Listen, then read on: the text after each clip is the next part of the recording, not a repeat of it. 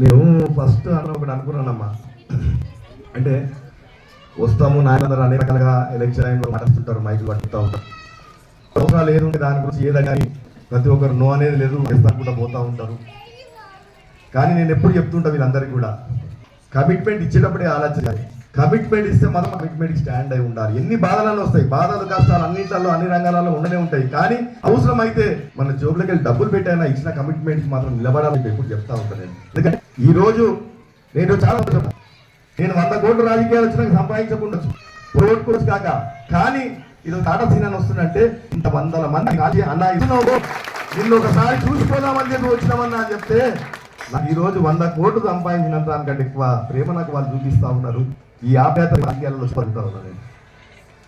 ఈ రాజకీయాలు అందరు రాళ్ళు ఉంటారు, అందరు గౌరవిస్తారు.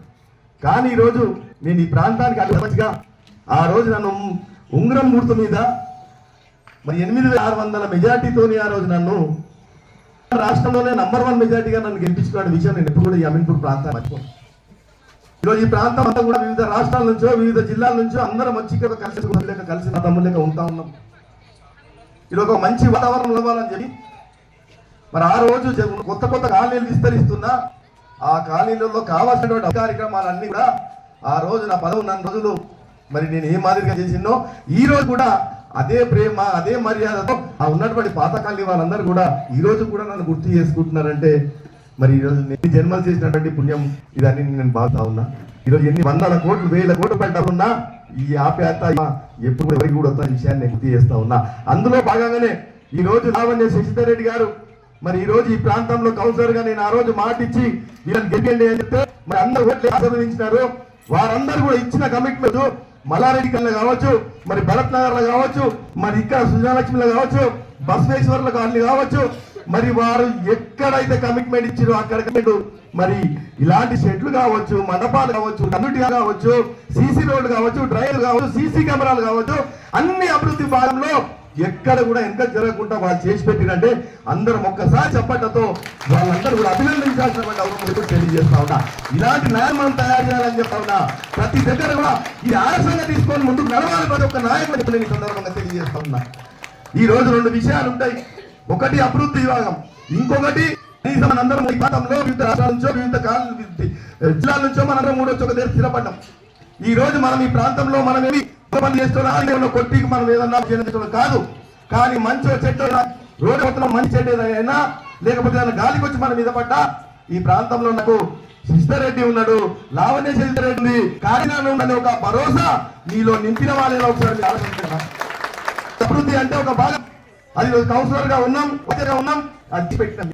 దాంట్లో భాగంగా మీరు కాలనీలో అందరూ కూడా సుభిక్షంగా ఉండమని చెప్తున్నాం. మీ అందరూ భద్రంగా ఉండాలని చెప్పి కోరుకున్నాం. మీ అందరికి కూడా ఇక్కడ ఏ ఇబ్బంది వచ్చా మనం మేము ఉన్నామని చెప్పి మీకు ధైర్యం నింపాము. అది చాలా గొప్ప విషయం చెప్పి కూడా ఈ సందర్భంగా మీకు తెలియజేస్తా ఉన్నా.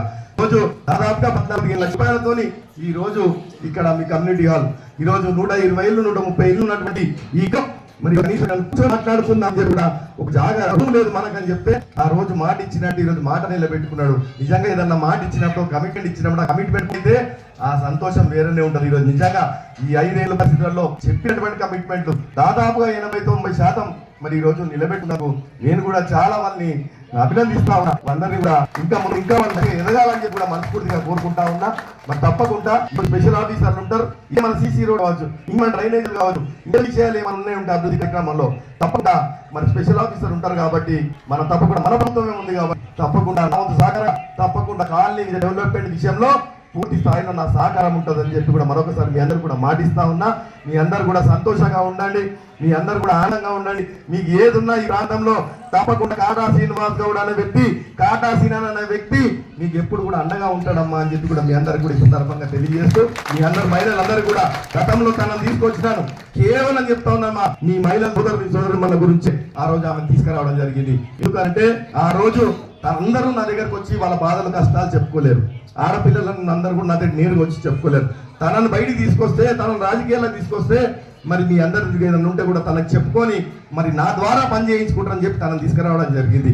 తనతో పాటు ఈరోజు లావణ్యమ్మ కూడా మీ ముందుకు ఒక రిజర్వేషన్ వల్ల కూడా మీకు మంచి అవకాశం దొరికింది, తన కూడా మీ ముందుకు రావడం జరిగింది. కాబట్టి మీకు వీళ్ళందరూ కూడా ఉన్నారు, లావణ్యమ్మ, సుధమ్మ అందరూ కూడా ఉన్నారు. మీరు కూడా ధైర్యపడకండి.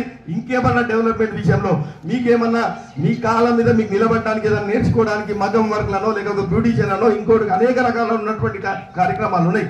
అలాంటివి మీరు ఏమైనా చేసుకుంటా అంటే కూడా తప్పకుండా వారందరూ సపోర్ట్ చేస్తారు. వాళ్ళ దృష్టికి తీసుకురండి, తప్పకుండా మీకు అన్ని కూడా పెట్టిస్తారని చెప్పి ఈ సందర్భంగా తెలియజేస్తూ, మిగతా కార్యక్రమాలు ఏమైనా ఖాళీలో ఉంటుండే అన్న అవి కూడా తప్పకుండా మరి వారి దృష్టిలో ఉన్నాయి. కాబట్టి నేను పైన కూడా ఆఫీసర్స్తో మాట్లాడి తప్పకుండా చేయిస్తానని చెప్పి మీ అందరూ కూడా మాటిస్తా ఉన్నా.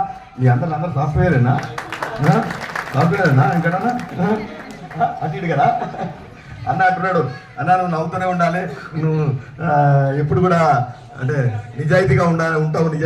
నిజాయితీ కూడా కష్టాలు ఎక్కువ ఉండే తల్లి ఉండే ఇప్పుడు నేను పడతలేదా కష్టం, కానీ ఉండాలి.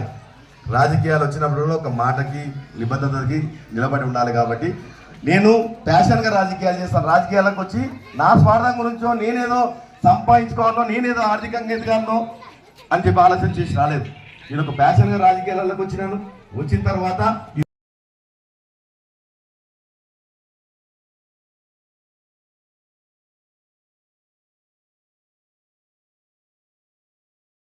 ఈ రోజుతో మా కౌన్సిలర్ అనే పోస్టుకి ఈరోజు లాస్ట్ మాది, రేపటి నుంచి తాజా మాజీ.